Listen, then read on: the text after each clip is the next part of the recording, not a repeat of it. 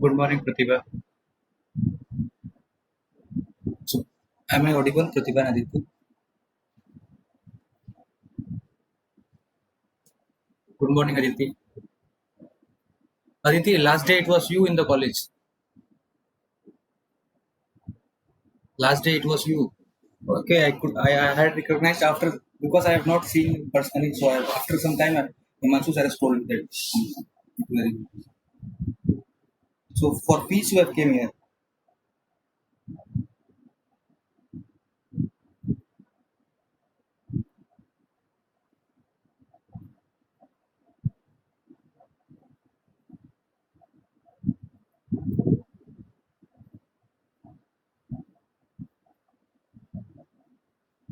So shall we start?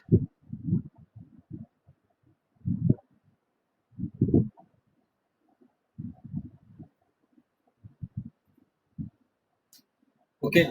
So I have taken the test. Everybody has given the test. So till now I had not checked the copy, but today definitely I will check it, and tomorrow I will discuss all the questions and answer which you have given. So today I will definitely check in the evening, and tomorrow we will discuss. Although tomorrow we have not any class, but for the discussion we will schedule a class tomorrow. So what I wanted to tell you that, see, I have searched some of your papers, UMFT papers. So what I had found that, see, all these things we have done, gradient, divergence, curls, along, but we have left with Stokes theorem. I think Stokes theorem we have not derived till now. So today we will derive Stokes theorem. Then today we will see how that how multiplication is vector in vector is going on, dot product and multiplication cross product. Then we will see projection vector. So in the today's outline what we are going to discuss is Stokes theorem. So I think we are left with the Stokes theorem. And what are the theorems which I had discussed? So if you see your previous year paper, all these theorems are in the question paper. So what you need is do practice, because they are sometimes they are going to give you is prove divergence theorem, prove Stokes theorem, or sometimes based on that proof they will put a question. So if you are familiar with Stokes theorem and all, divergence theorem, Gauss theorem, if you are familiar with all these theorems, Ampere's law, so if you are familiar with the derivation of all these theorems, so you can easily solve any kind of problem. So it's not necessary that they will give you the derivation of that theorem, they can give you question based on that derivation. So what you need to do is you just need to solve the paper, and based on that derivation you will. So one thing I wanted to more discuss that only 8 or 9 people has given me the paper, so rest of you are absent, which so I will put absent on the rest of the other guys. I'll tell the names which paper I have got. So I've got paper of Aditi, I've got paper of Akshat, Amisha has turned late, Avantika has also turned it, although I will consider it. Charu was also late. I have got paper of Pratibha in time. Priyanka Parikh was also late. Ritika Vaishnav was late. Shivani Gehlot was in time, and Shubham Singh. So these persons have given the paper to me, and the persons who are missing will be marked as absent. And that you will see all those numbers you will see in your final end term paper, in your internal paper, which I will send out of 30. So for that you are responsible, because I had told you the date of test before 2 days. So if you are not present, I'll mark the absent, and you will see the difference of marks in your internal mark in the end term paper. So definitely you are going to see, and if you are not going to attend other second quiz, you are going to fail in that internal mark. So you need to score 40 out of 80 from there, or 30 out of 70 from there. So because I'll mark whoever is present and whoever is giving the paper, they will definitely gain. So now moving on, we'll go to Stokes theorem. We'll prove Stokes theorem, and what is Stokes theorem is. So I'll write here. So please take pen and paper, because we're going to prove Stokes theorem.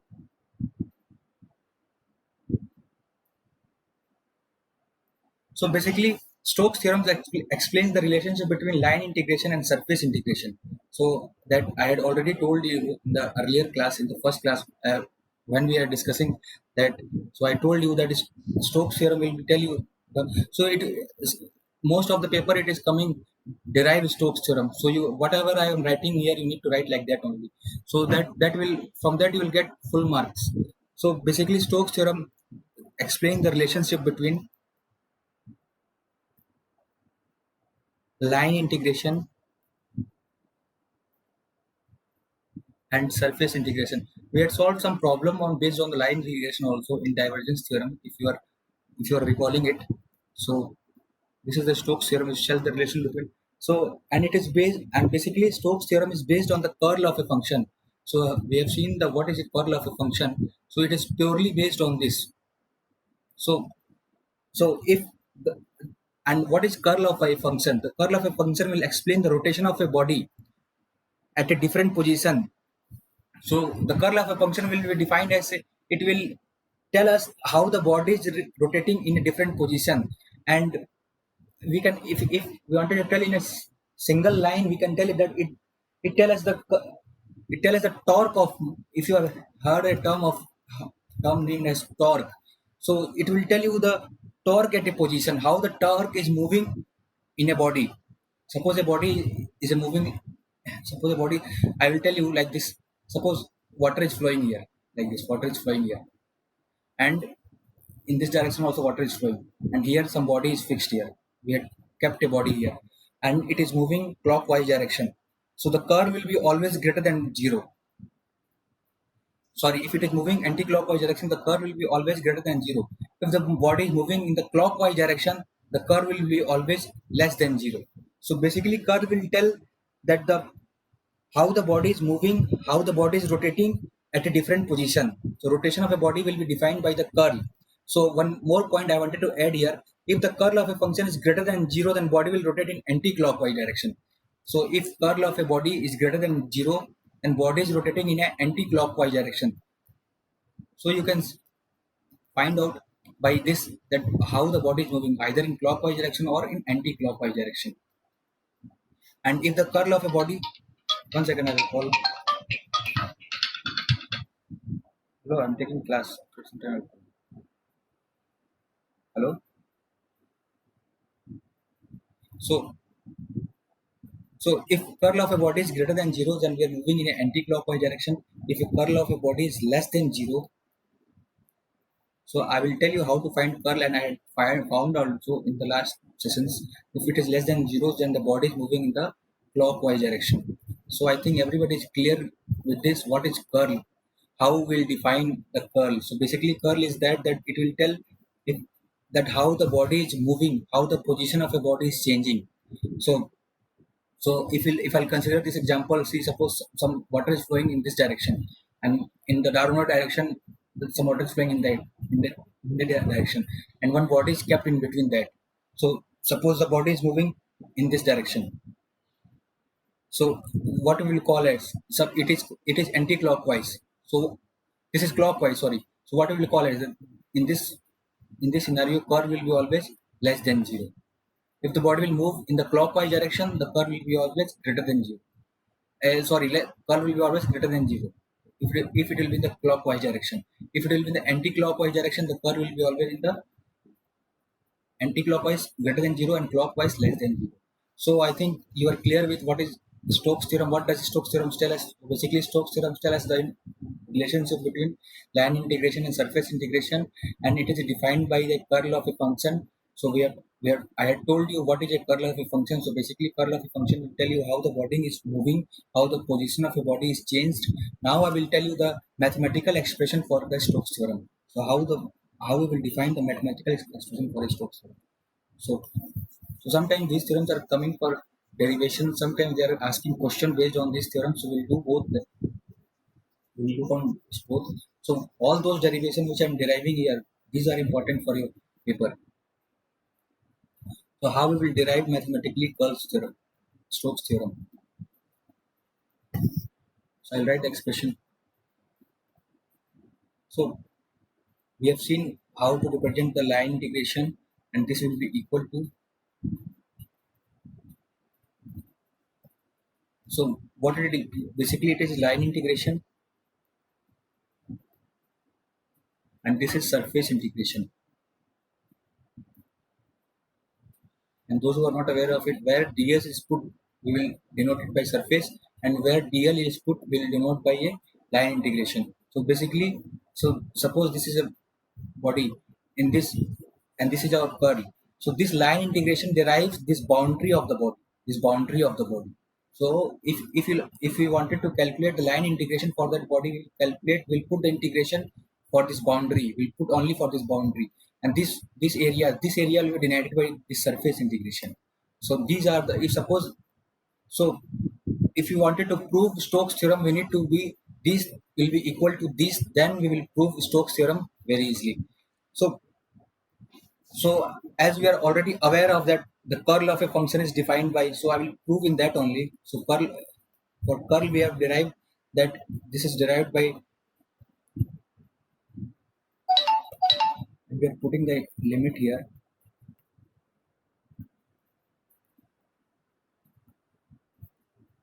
So we are already aware of these terms.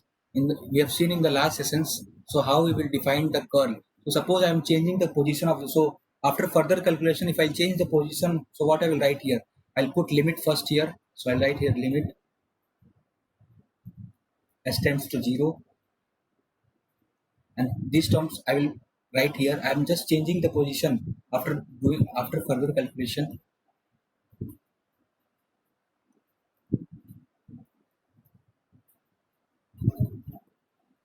So I'm just rearranging this. So as you have seen, the curl will be defined as this.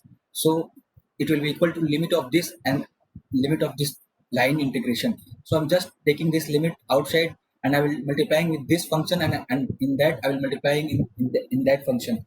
So so basically, what is this is integration of a, this will be the integration of total length.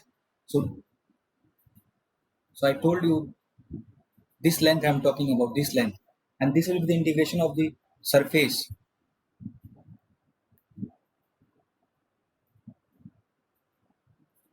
integration of surface. So for total length, what we will write here? P dot dl, because we are talking about length, is equal to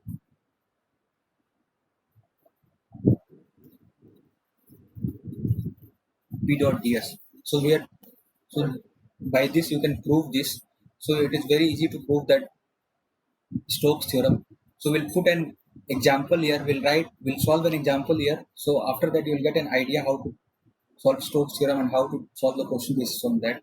So basically, Stokes theorem is the, when the line integration is changing into the surface integration, and we have already seen the curl of a function in the last sessions. So this I have defined with the curl of a function, and after that I had just rearranged that function. I had multiplied limit with left hand side and multiplied limit with right hand side. So I got this. So after that, what we are denoting this, this is the integration of a surface, and this is the integration of a total length. So we need to find the total length. So we'll write like this, that P dot dl equal to this.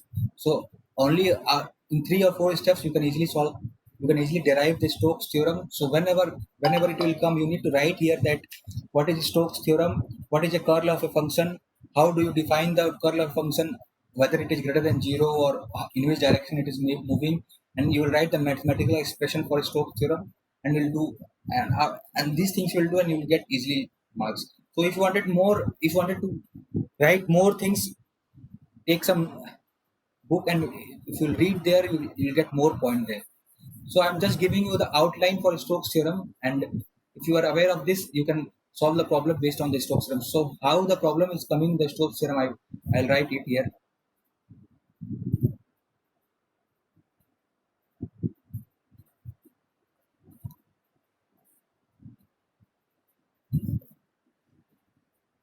So suppose f vector is given as, if f is equal to x square y, if I write here ix, this is meaning of this is in the x direction.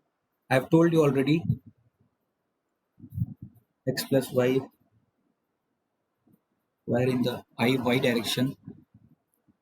Similar question I think we had solved in divergence theorem, if I'm not wrong.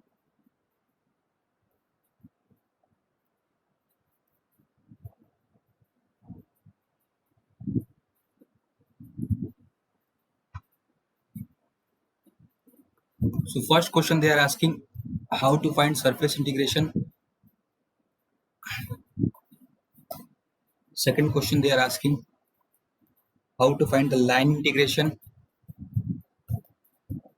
And third question will be verify Stokes theorem.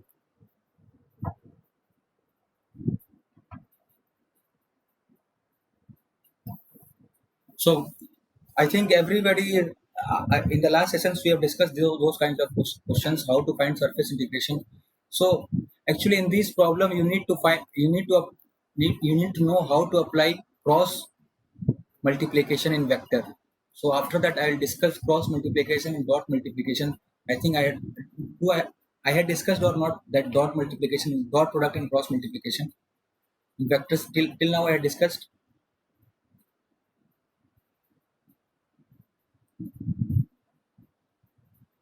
I'm asking अभी तक हम लोगों ने discuss किया है क्या cross multiplication और dot multiplication?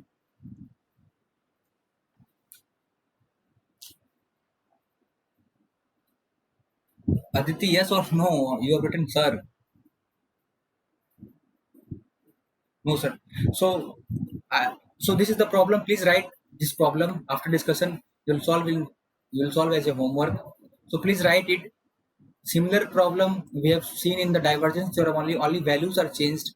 So we are already aware of how to find this surface integration and line integration. But if I'll after discussing cross multiplication and dot multiplication, this problem will be more simpler. So please write this problem. After this, I will tell you how to do cross multiplication. I think everybody is familiar with dot multiplication, but cross multiplication most of you are not familiar with. So I will discuss here. So please write this problem. After that, I will discuss. So should I? So you have written this question.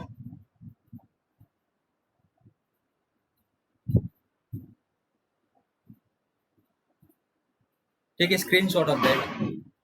So I will show you how to do dot multiplication.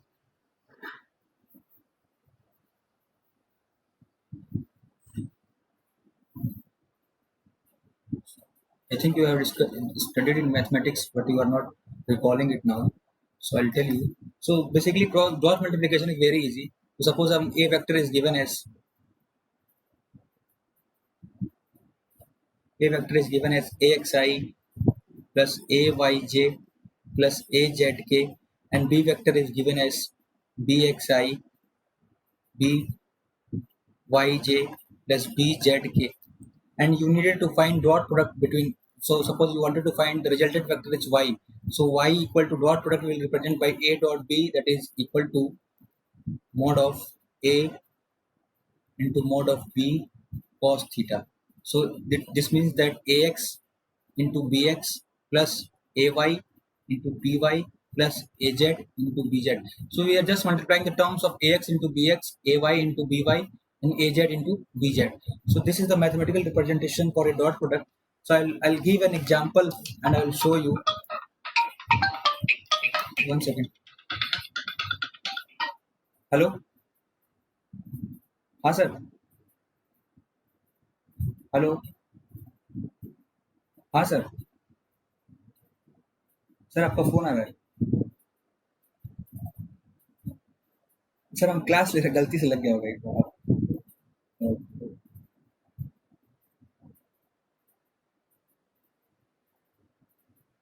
So see, suppose one example. I'll take one example and show. So suppose question is given as that. Suppose a vector is given as 4, 1, 2, 3. So we can write it that 4i or 4i plus 1j plus 2k plus 3z. We can represent it by this also. So suppose one a vector is there and b vector is given as 3, 1, 7, 2. So like this we have given. So if you wanted to find a dot b, so you just need to multiply all those terms. So what I will do here, I will multiply 4 into 3 plus 1 into 1 plus 2 into 7 plus 3 into 1. So what I will get here, 12 plus 1 plus 40 plus 6, that is 31. So a dot b, what I've got, 31. So this is the first question, how we will solve the dot product. And in some more problem which they're telling us to find angle. So if the problem is like that, so I'm giving an overview of the dot product. If problem is like that, if suppose a vector is given as 6i minus, I'll take 2j, so suppose I'm taking 3k, and b vector is given as I plus j plus k, and if they are telling you to find cos theta, so angle between them, so we know that cos theta equal to a dot b upon magnitude of a, magnitude of b, because earlier we have seen here that I had told you that how we will define the vector, that is a dot b vector. We will define that. I have told you a dot b equal to a b cos theta. So we are taking this term outside, and this formula we have get. So you just need to substitute the value, that you will get 6 into 1 plus minus 2 into 1 plus minus 3 into 1. And we are taking the magnitude of a and b. So magnitude means we will take the square root of both the terms. So 6 square plus minus 1 square plus minus 3 square. And here you'll get 1 square plus 1 square plus 1 square, because terms of I is 1, j is 1, k is 1. 6i means 6 square minus this will be minus 2, I think, minus 2 square and minus 3 square. So what I will get here? So if you multiply this all these terms, so minus 6 plus 6, these terms will become 1. So 6, since 6 minus 2 and this minus 3, so you'll get here 1 upon, and if you multiply these denominator terms, so we'll get, if you do this, that is 6 square 36 plus 36 plus 2 square 4 plus 3 square 9, and 1 square all these terms. After multiplying all these terms, you will get your denominator under root 147. So if you find theta here, theta will be equal to cos inverse under root 1 by 147. So if you find the degree, you will get 82 degree. So I think you are familiar how to find the degree. So this is the dot product. If you are having any kind of doubt in finding the dot product, you can ask me, or we will move to cross product. So this is the simple. So since you are in a third year, since you are a third year student, you should be aware of how to find dot product and cross product. So cross product is bit complicated, but dot product is the simplest form. So if you are having any kind of problem, you can ask me in dot and cross product.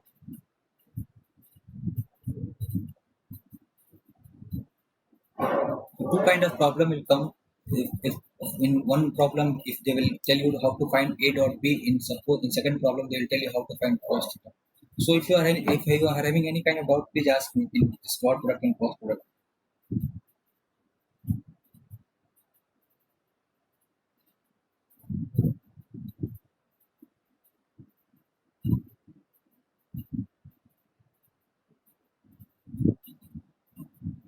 So now we will move to cross product. So,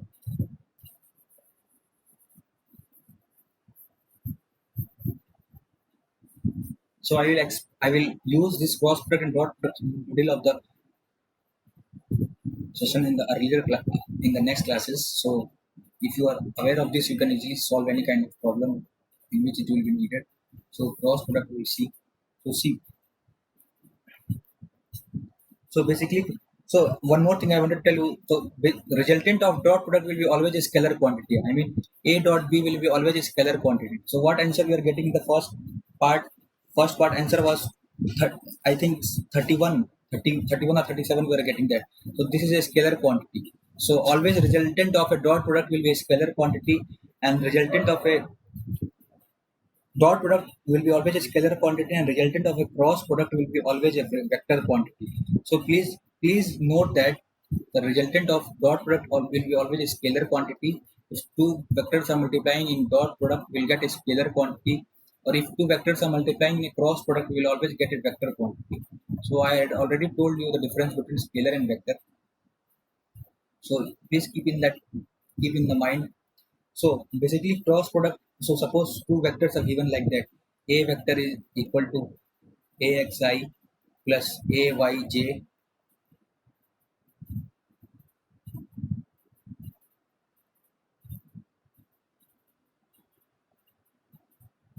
Suppose axi ayj plus azk and suppose b vector is given as bxi plus byj plus bzk. So if you wanted to find out the cross product between these two vectors a cross b, so it will be equal to a vector magnitude of a vector then magnitude of b vector into sine theta into n cap. N cap will tell the direction of the vector. So I'll tell you whenever it is needed, because as you are aware of that whenever we wanted to represent a vector quantity, we need to represent its direction. So that is the first difference between scalar and vector. In scalar quantity, we wanted only magnitude, means only the numeric terms, but in vector quantity, along with the magnitude, you wanted a direction. So for that, you will always wanted an n cap terms that will tell you where the position of the vector is moving, where the direction is moving. So if I'll simplify this, I'll get like this: a cross b equal to I j a determinant of, I think everything is everybody is familiar with determinant ax ay az and bx by bz. So if after simplification we get this, so if I'll break this all, so what I will get here. So let's suppose one example I am taking here. So after that you will be clear how to find cross product. So let's suppose one example is there. A vector is given as 3i plus 5j minus 4k, and b vector is given as I plus 2j plus 2k. So if I wanted to find a cross b, so what I will write here? I will write first determinant of I j k, and I will write all the terms. So I'll write here 3, I'll write here 5, I'll write here minus 4, and I'll write 1 2 2.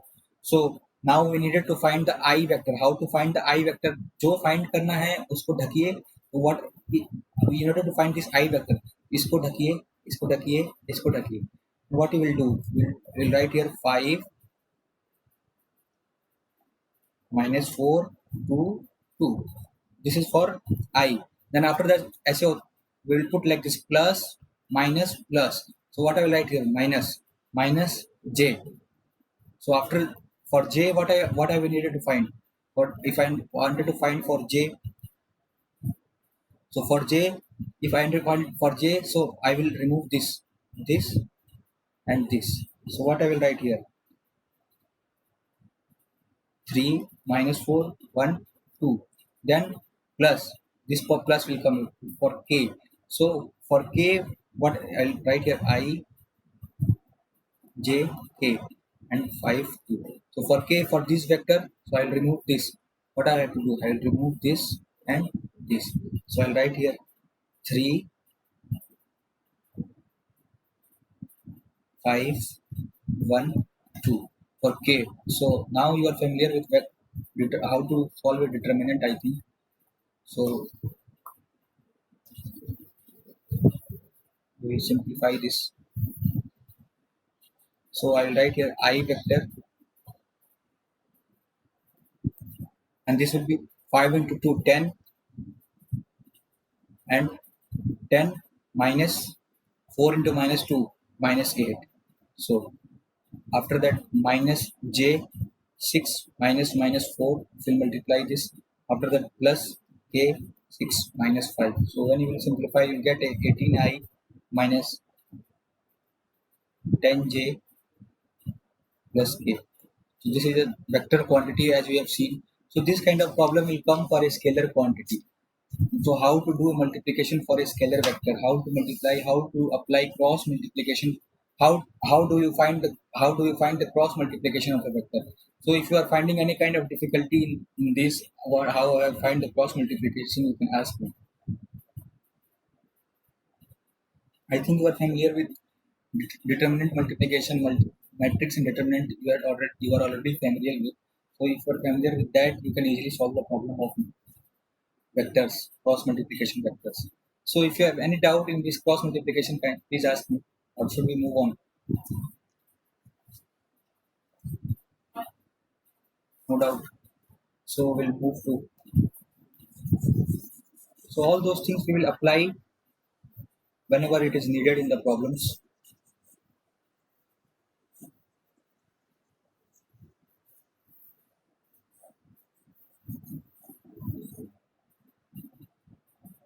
Now the next topic is projection of vector. So projection of vectors. So basically projection of vector means one vector is projected to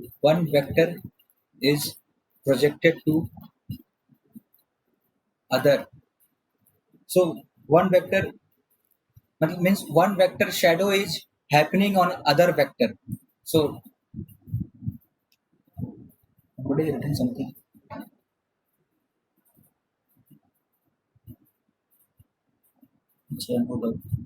So basically projection means that one vector is dependent on other vector, or one vector shadow is happening on another vector. So let's suppose we have this vector a vector, and we have angle between this is theta, and this is our a b vector. So so sup- suppose then if you wanted to write the projection of vector a on b, means this vector is dependent on b, so angle between this is cos theta, a cos theta. So if in the case if you wanted to define that how a vector is dependent on b vector, means how a vector is projected on b vector. So for the first case, what I will write here, a dot b equal to ab cos theta equal to a cos theta a dot b upon b vector. So in the first case you just need to learn this, you just need to recall this formula whenever it is needed. So if a is projected on b, then the formula will be a cos theta equal to a dot b upon b. So if suppose b is projected on a, so let's suppose b is projected on a, so what I will write here, so I'll write here b cos theta, so equal to a dot b upon a. So if b is projected on e, so I'll write here this. So this is the projection of vector. Projection of vector means one vector is dependent on other vector, or the shadow of one vector is happening on another vector. And what is theta here? Theta is the angle between these two vectors.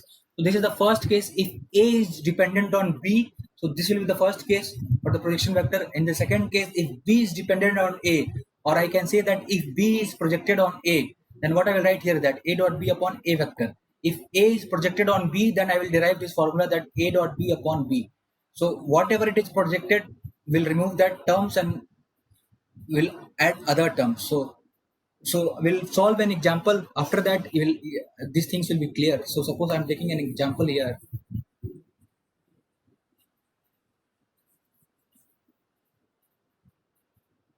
Let's suppose one f1 vector is given as 3i plus 2j minus k, and one f2 vector is given as 2i plus 3j plus 6k. So if suppose it is asking, the question is like that, find projection of f1 and f2 vector. So if the question is like this, so some f1 vector is given as these terms and some f2 vector is given as these terms, and they are asking you to find the projection of f1 and f2, means f1 is dependent on this will be on, find projection of f1 on f2.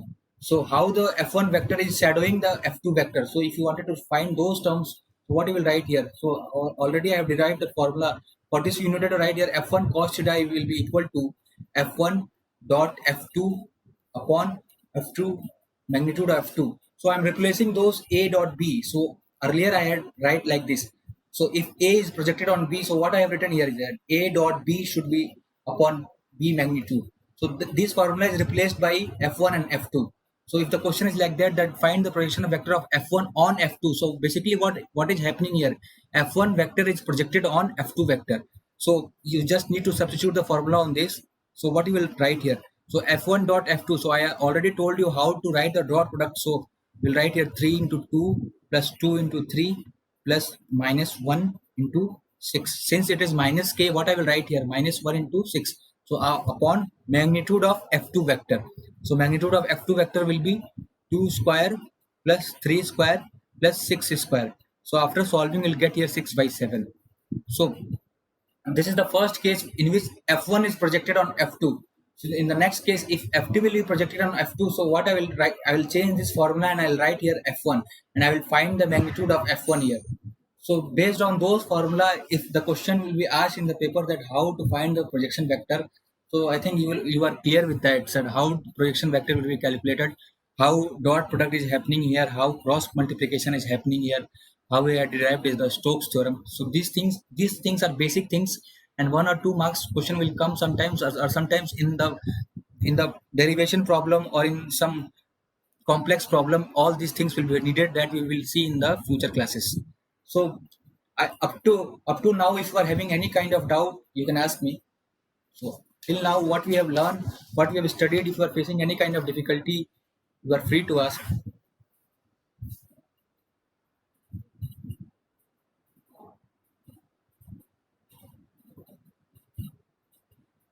So if you are having any kind of doubt, please ask me on projection, on dot, cross, on Stokes theorem.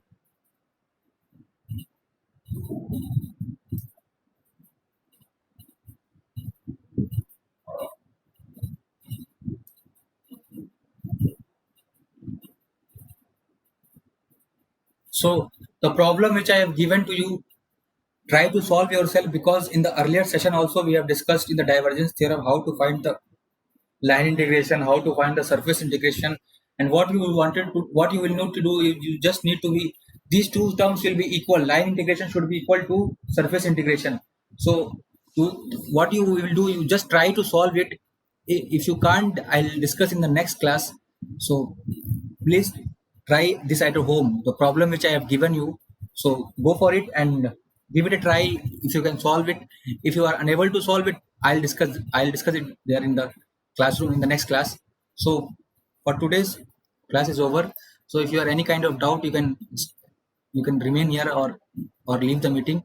Tomorrow we will meet. Tomorrow or day after tomorrow we will discuss the paper which you have given.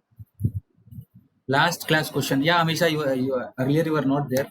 So I will discuss all those problems which I have given in the question paper tomorrow or day after tomorrow in the next session, which wherever we are, whenever we are. So I'll discuss those problems and I will tell you. I'll check your copies also and I'll tell you what mistakes we have done. So 10 people have submitted me copy. So these people will be benefited in their internal assessment paper, in the end term paper. So those who are absent will be marked as absent, and I will not take any kind of paper. I had already told you that one paper will be there, one quiz will be there, and now next quiz will be in the next month. So two quiz will be there and two midterm will be there. So based on that, we will assess your number, because it is in this situation it is not possible that you can come to the college. So we wanted to take, we will assess you basis on your quiz and midterm paper. So if your friends are not coming for the paper, if they are not giving the paper, definitely they will be in a loss. So please inform them. So try to attend the classes, because every classes we are recording the video and all the videos are uploaded on the YouTube, and we are marking those students who are getting absent. So definitely college is going to inform, because they had asked your names, whoever is absent. So we have given the names of certain students who are not present in the class. So that's all for today. If you are having, please make a playlist. Amisa, I had already made a playlist. I'll share those link with you. In those playlist, all those videos are there. Till I will upload today's videos also there. Today I will share the link of the playlist. So in that you will find all kind of videos, whichever I had discussed in the class of EMFT. I will share in the group. So go through the, if you are unable to understand any kind of things, you can go through the playlist and you can see that. And if you have, after that also, if you are facing any kind of problem, you can contact me anytime. You are free to contact me and ask me any kind of question if you are facing any kind of difficulties. So that's all for today. We'll meet on the next session.